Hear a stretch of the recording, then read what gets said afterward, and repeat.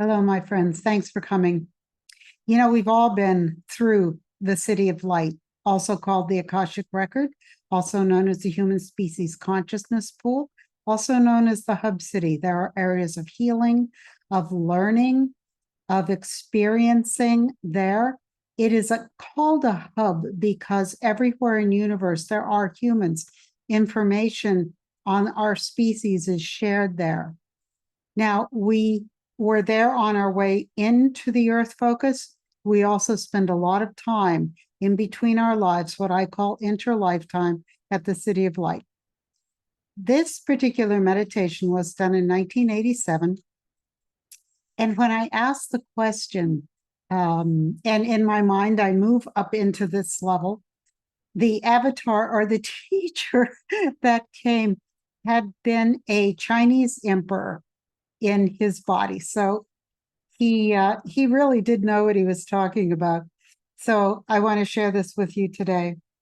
He begins to address me with, I sense the question you are most interested in, where I am concerned, is the one of spirituality and glamour.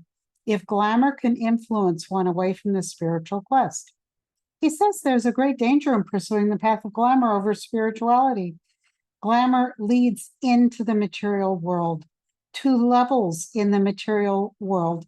While they may not be a descending activity, they are a parallel line or an even line. They are not ascending activities, and may lead one to a place where they are not growing spiritually. He said glamour is a way of coasting, of not working, of not trying.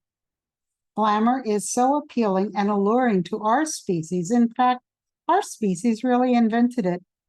In our complexity, our love of manipulation of natural products and natural environments, we invented the appeal for material goods beyond what was necessary to survive in the physical sense. So glamour and manipulation are very close to one another because one is born from the other one. It's hard to have glamour in your life without then falling back into the manipulation, which was its origin.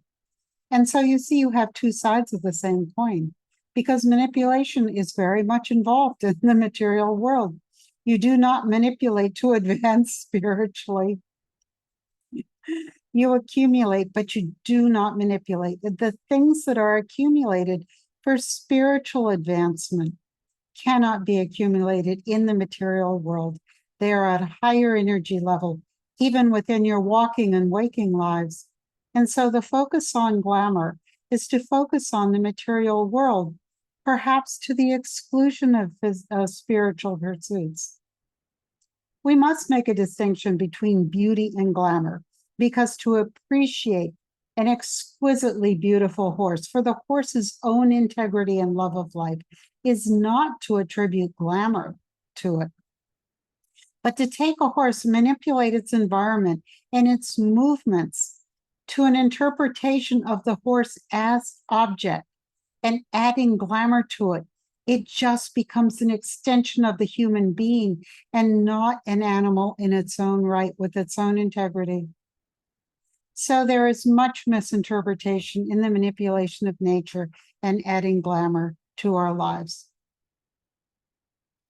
He says the misinterpretation is how the participation is expressed with other living forms that are in physical with you, but also in the physical material. There's nothing inherently glamorous about the need for shelter, food, comfort in anyone's life, if these needs are expressed in an artistic sense. Artistic being a mirror of God. True art hearkens one's sensibilities to God. True art is a vehicle of ascension. True art uplifts the soul and hearkens us to the love and the joy of God.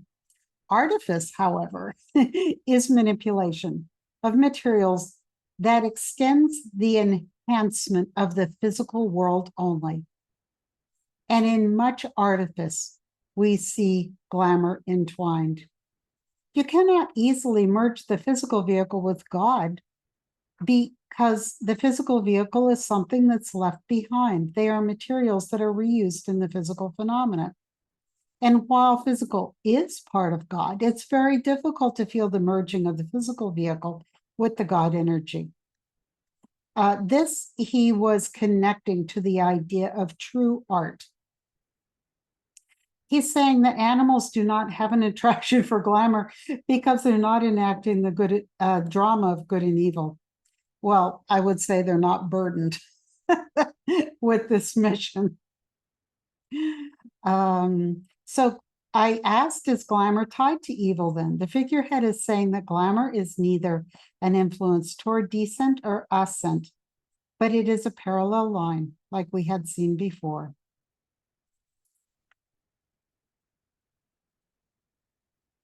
He said you can get caught up in glamour by being exposed to it, by seeing someone with a lot of artifice around them.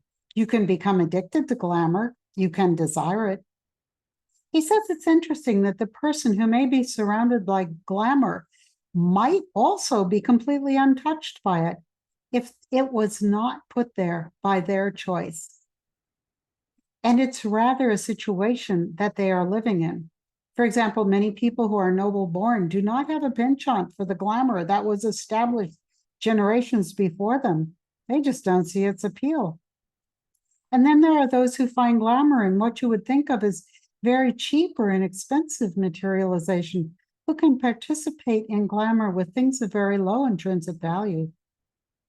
You yourself lead a very glamorous lifestyle, but since you don't see its appeal and admit it into your life, you don't participate in the distraction of glamour. You could at some point, however, and this is the danger you realize inside yourself. But the things that make you feel the best about yourself are not the manipulation of materialization, because you have a keen sense of integrity, both in yourself and in the things, mostly the living things that are around you. And you respond more to the integrity of life forms than to the artifice. And I think here he's referring to like flower beds, and I'm a very sort of artistic gardener. I'm asking this figurehead, how does the influence of glamour in between lives affect the choices we might make? And just as I was saying that, I saw something about greed, that people who are greedy will often surround themselves with artifice also. He said, people in between lives out of body. The love of beautiful things with integrity does not interfere with the spiritual path if greed does not enter into the motivation for having or manipulating the very beautiful things. And this often goes hand in hand, so that someone who has had many fine art pieces, who is not greedy or avaricious about their possessions, would not be hindered by the ownership of these beautiful items in their spiritual advancement. But it is the greed and the avarice by the manipulation of beautiful things, either art or artifice, that leads to dissent and a preoccupation with the physical level. He's saying the preoccupation with the physical level wastes God's energy, because we're not here to be infatuated with the manifestation that we enter in order to express God or our God-given intent. We can have reverence for it, we can revere it, but it's not the intent of our focus. In other words, to revere this beautiful world. But I participate in glamour to illustrate what to avoid in life by this is the teacher speaking. I am not a promoter of glamour on this level. He calls it the life determinant level. He said, I present both sides. I present the appeal and the pitfalls. I present both choices. And it's often very new young souls who are entering manifestation that will come to me. There are a few who need to come and see what I have to offer. The spores of glamour are very much throughout physical manifestation. And all one has to do is to want to find it there, to find it down there in physical, because it's scattered throughout. Glamour is much more an individual choice than evil is, in that it is not affected upon you like evil is. There is no fear intrinsic in the manipulation of material objects. And if fear does enter into it, then there might be more of a neurosis scenario being enacted. The appeal of glamour is not neutral either. It is not a safe scenario to pursue in life because it does tend to hold one at a level where they are not advancing. So in summation, there is art and artifice. Art will hearken your sensibilities to God, to joy, to love, and artifice will hearken your attention only to the appeal of the physical, which is a stagnant area to dwell in. And its appeal, as narcissism, should be overcome and should be sought to be overcome. He said, for example, do I appeal to you? And I said, well, not to me personally. And he said, well, I do appeal to many people. And he said that I was not even seeking to find him. He said, because he is a mirage. He said the prop and the body he has taken are not in physical. They are a reflection or a mirror of the physical life that he had expressed. So he said, you do not find me beautiful because you do not sense integrity in my representation. He said, you're kind of a smart, wise old thing. So I said, there's something here about the phenomenon of a rock star. He said, sometimes souls will come and gape at him, like looking at a rock star. He says the appeal of the performer without integrity is definitely also glamour. And they are judging whether to include glamour in their pursuits. He said, glamour is somewhat of a difficult topic for you because you're immune to this. And although every human being could participate in glamour, you're immune in your current frame of mind and frame of reference. You're not even understanding the ways I could show you the appeal of glamour in Artifice. He says, this is not a very rich discussion, no pun intended, in terms of your acceptance of the idea, because it's so foreign to you. You've chosen to participate in lifetimes in very unglamorous situations, pursuing other aspects of selfhood. I think he was a bit hurt that I wasn't that interested in. So had you been more in a framework or reference for the appeal of Artifice, this particular meditation could have been so much more detailed. But he says, I think you've got the idea. And so he stands up and I thank him and he leaves.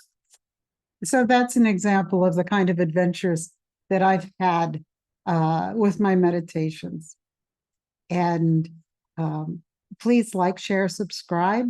The channel is growing, and I appreciate so much all of you and your comments.